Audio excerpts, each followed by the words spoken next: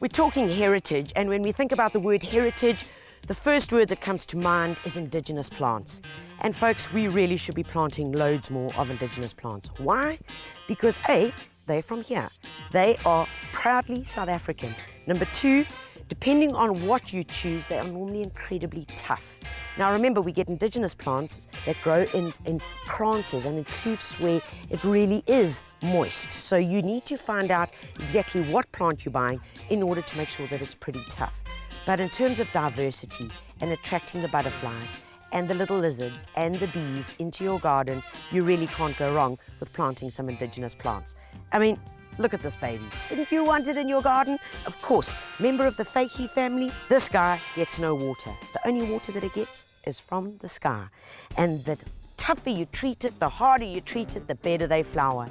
And at this time of the year, you're gonna find these available all over in different colors, from yellows to bright reds to this beautiful pink. And that is an amazing show in a hanging basket on the edge of a wall just like this. And then look at the other variety just a bit further on. You know, folks, those of you who have those terrible Loffelstein banks with those bricks that you don't know what to grow in and the sun beats down in it, well, you really can't go wrong with either one of these or any member of the fakey family. And then for something just with a bit of beautiful structure and something that's going to give you that real geometric shape and quite modern, I love using this Juncus grass, Juncus ephesus, and I love the grey. Guys, there are so many amazing indigenous plants, so get out there, find something, and pop them into your garden, because you'll be amazed at just the amount of biodiversity that it brings into your garden.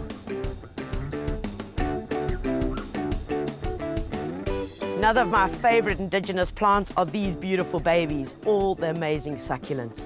And you know, there are some brilliant plants out there, from haworthias, gasterias, and even sansevierias.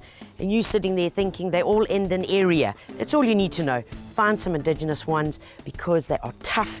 They love growing in pots, small spaces, even in large gardens. There's one special one I really want to show you, so come with me. Take a look at this baby. Guys, this plant has become famous all across the world, and it's ours. It's South African, and it's called a Portulacaria. This guy's called Portulacaria afra, and then you get the nana meaning small. But the most amazing thing about this little plant is that it's a staple diet of elephants and humans alike. Completely edible. It's got a kind of tartiness to it. High in vitamin C. One or two of these leaves has got more vitamin C in it than an average orange. Incredible. The other thing about this plant is that it's completely fire resistant. So you can plant it almost around the homes. Think about the Western Cape. Think about areas where there are cattle, because this is what the farmers use.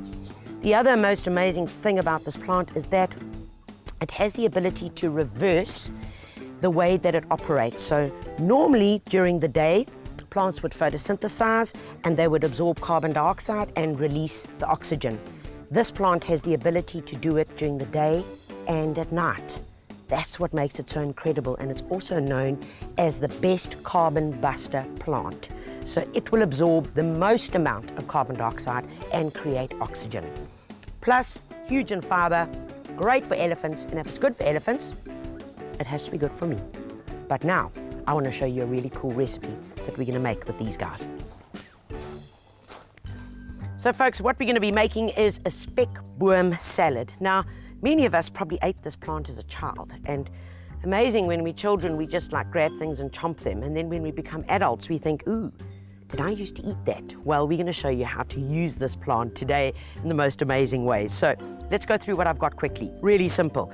I've got 2 tins of chickpeas, I've got some tomatoes, feta, some avo, a red onion, a few flat leaf parsley, and then the dressing I'm gonna go into in a second, but it's really dead simple.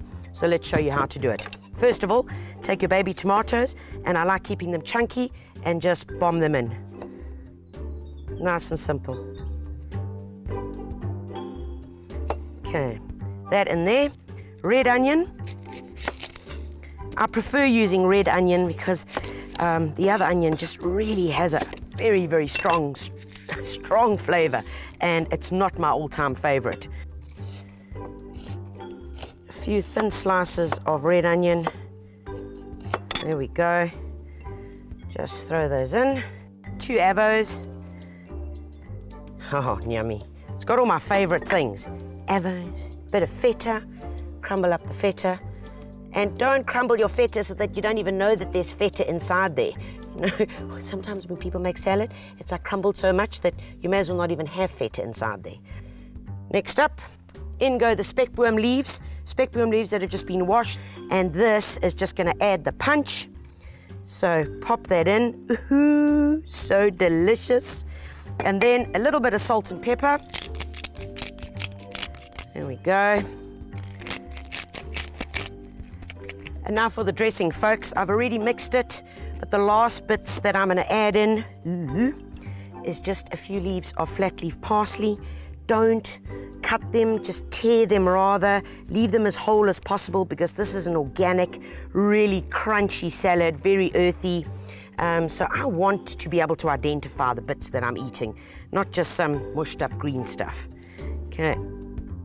So what's in the salad dressing, guys, is a 1/3 cup of olive oil. We've got a tablespoon of Dijon mustard, tablespoon of honey, and 3 tablespoons of white wine vinegar. Give it a good shake. Yummy. Open it up, and that is gonna go onto my salad just before you serve it. Woohoo! Okay, and then the best part, when you're using some gardening implements, let's give it a toss, and let me show you how delicious this is going to be. This just with some good crispy shea butter, served with a braai, of course, because it's Heritage Month. You really can't go wrong. So there we have speckworm salad, healthy, from the garden, and why not? Let's have a taste. Where are my speckworm leaves? Chickpeas. Yummy!